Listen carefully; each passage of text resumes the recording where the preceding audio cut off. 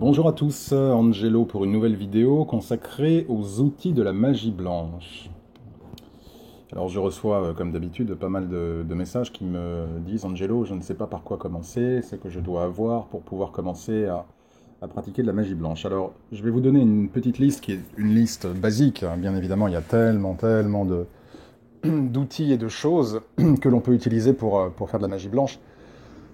Excusez-moi.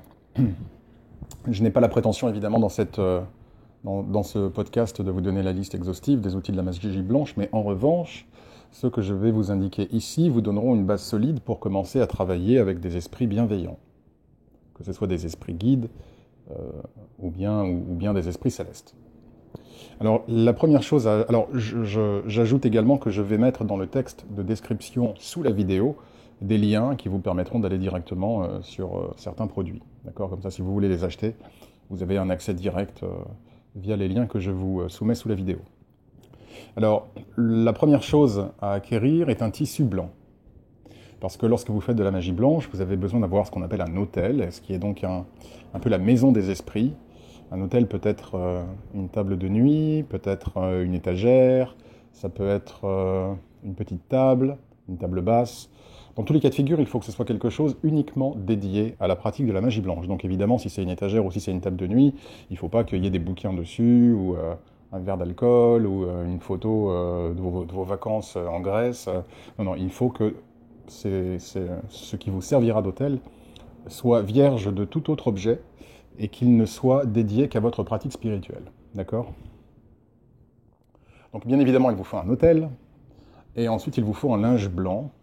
Une nappe peut parfaitement faire l'affaire, un tissu blanc en coton, une nappe, peu importe. À partir du moment où la couleur est blanche, symbole évidemment de pureté et de bienveillance.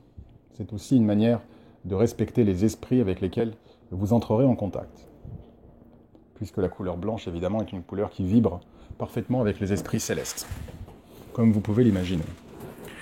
Alors, après avoir acquis un autel et une nappe blanche, il va vous falloir des icônes. Alors les icônes correspondent évidemment, sont des représentations spirituelles qui vous permettent de vous connecter à un esprit. D'accord ? C'est un peu votre ligne téléphonique. Ok ? Et donc cette icône manifeste aussi votre respect, votre désir d'entrer en contact avec cet esprit. Alors il y a évidemment autant d'icônes que d'esprits possibles, donc évidemment je ne peux pas vous donner des liens et vous indiquer tous les noms des esprits avec lesquels vous pouvez travailler, surtout que vous aurez probablement des affinités plus importantes avec certains esprits qu'avec certains autres, et vice-versa. Certains esprits auront davantage d'inclination à venir vers vous et à travailler avec vous. Il faut savoir que les esprits sont un peu comme les êtres humains dans la mesure où il y a des affinités qui se créent. Voilà, parfois, il y a des personnes qu'on sent pas trop dans la vie, puis il y a des personnes avec lesquelles on clique plutôt bien. C'est exactement la même chose avec le monde spirituel, d'accord ? Donc, il va vous falloir évidemment également voir un peu quels sont les esprits avec lesquels vous vous sentez en communion et avec lesquels et qui se sentent également en communion avec vous. Cependant, je vais quand même vous donner une liste d'esprits, on va dire, de base, avec lesquels il est toujours bon de pratiquer de la magie blanche. Le premier esprit est évidemment Saint-Michel. Saint-Michel a une place évidemment particulière au sein de la hiérarchie angélique. Il est connu pour siéger à côté de Dieu. Il est évidemment le général des armées divines. Il a mené les armées divines contre les forces du mal et il a vaincu les forces du mal. Saint-Michel est un excellent esprit à avoir près de soi, dans la mesure où Saint-Michel est un esprit qui va vous donner force, courage, combativité. Si par exemple vous avez besoin de force ou d'énergie supplémentaire pour accomplir une tâche particulière, ou si vous vous sentez un peu défait, vaincu par la vie, Saint-Michel est excellent pour justement vous aider à rebooster vos énergies et à vous permettre d'affronter les obstacles qui se dressent sur votre chemin. Mais bien évidemment, également, Saint-Michel est connu et très efficace pour vous protéger contre les ennemis. Et quand je parle d'ennemis, évidemment, je parle de magie noire, mais je parle également d'ennemis dans la vie de tous les jours. Donc c'est un esprit extrêmement bienveillant et protecteur qu'il est toujours bon d'avoir près de soi. Donc ce que vous pouvez faire, c'est acheter une statue de Saint-Michel, dans l'idéal. Une statue de Saint-Michel que vous mettrez au centre de l'autel. Vous pouvez sinon acheter une icône de Saint-Michel, également, d'accord ? Une icône plastifiée par exemple, tout dépend de vos moyens. Et comme d'habitude, comme je vous l'ai indiqué, je vais mettre plusieurs liens en bas de l'écran, enfin sous la vidéo. Vous pouvez aussi évidemment acquérir un cadre de Saint-Michel, tout dépend de vos envies, de comment vous voulez servir et respecter Saint-Michel, c'est vraiment matière de choix, d'accord? Alors, vous avez aussi la possibilité, pour continuer à parler de Saint-Michel, de porter à votre cou une médaille de Saint-Michel, qui vous protégera également, d'accord? On peut en trouver plusieurs, elles sont très efficaces. L'autre esprit avec lequel, évidemment, un autre est très très puissant esprit de lumière, c'est Jésus. Pour ceux qui sont religieux, hein, bien sûr, si vous n'êtes pas religieux, vous pouvez évidemment travailler avec Saint-Michel. Si vous êtes religieux, évidemment, Jésus est le bienvenu. Si vous n'êtes pas religieux, évidemment, vous zappez cette partie du podcast.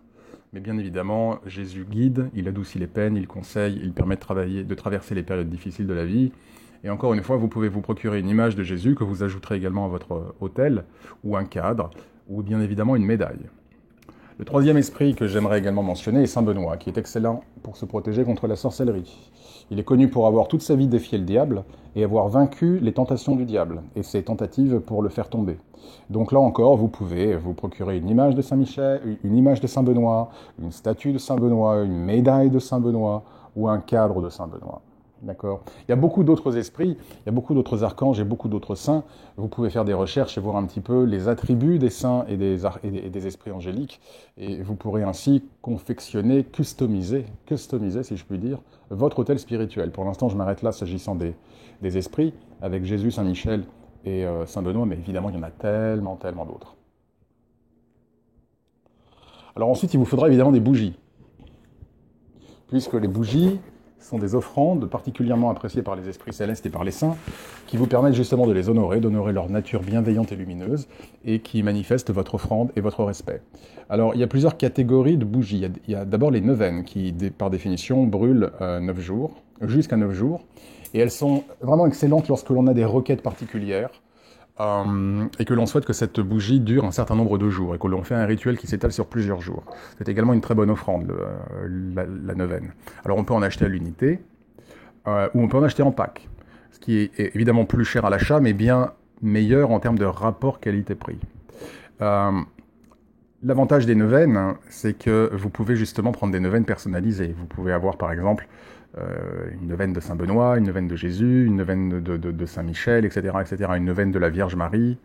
J'oubliais la Vierge Marie également, un esprit très important à avoir sur son autel. La Vierge Marie défend contre les ennemis, apporte protection, apporte guidance, adoucit les peines également. Là encore, vous pouvez avoir une statue de Marie, vous pouvez avoir une image, une icône, un cadre, une médaille. Là encore, vous avez vraiment le choix.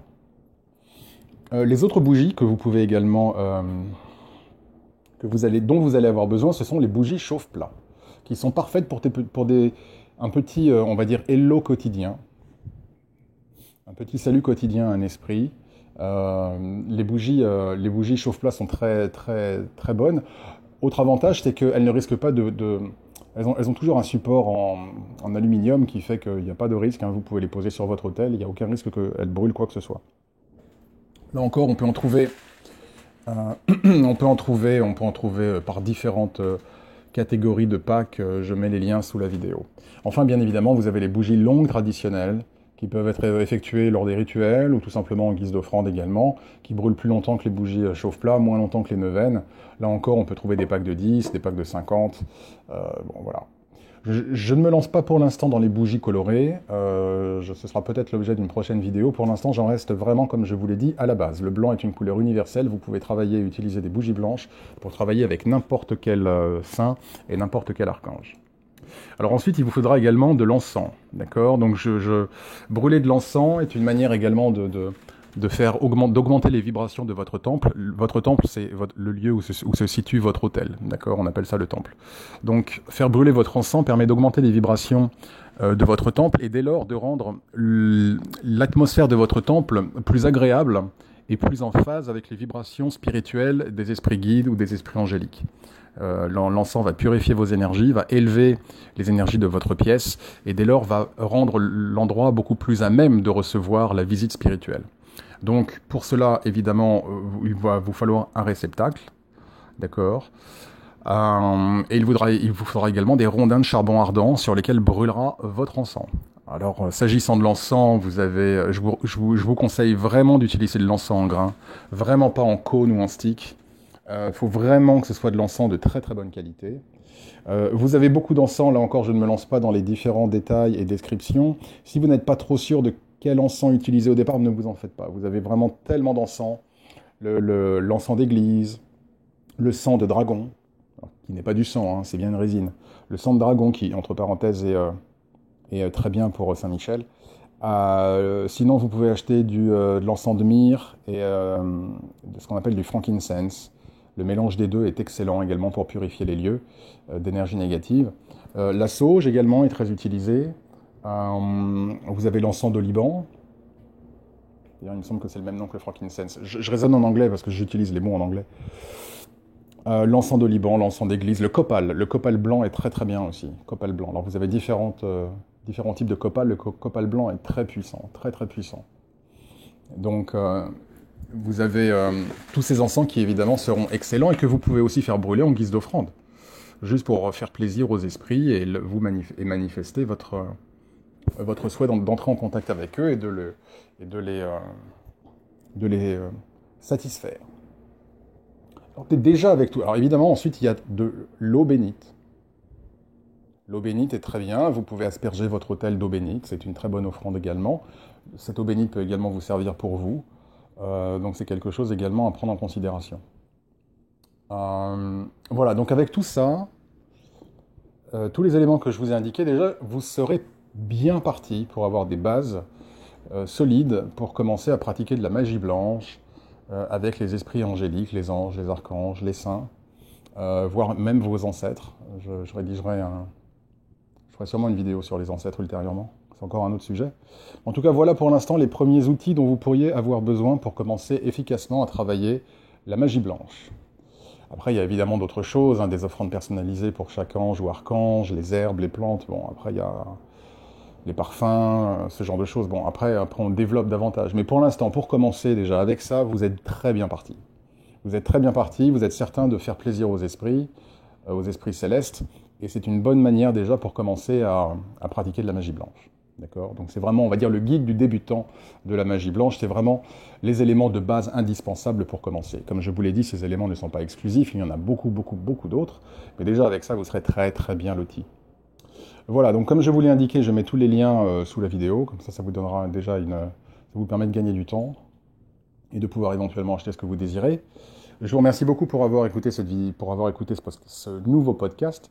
Et puis merci à tous pour vos messages, hein, que ce soit les messages sur YouTube ou les messages que je reçois en mail privé. C'est toujours un plaisir de vous lire et de vous répondre. Voilà, en tout cas, je vous souhaite une très bonne journée ou une très bonne soirée. Je vous dis à très bientôt. Au revoir.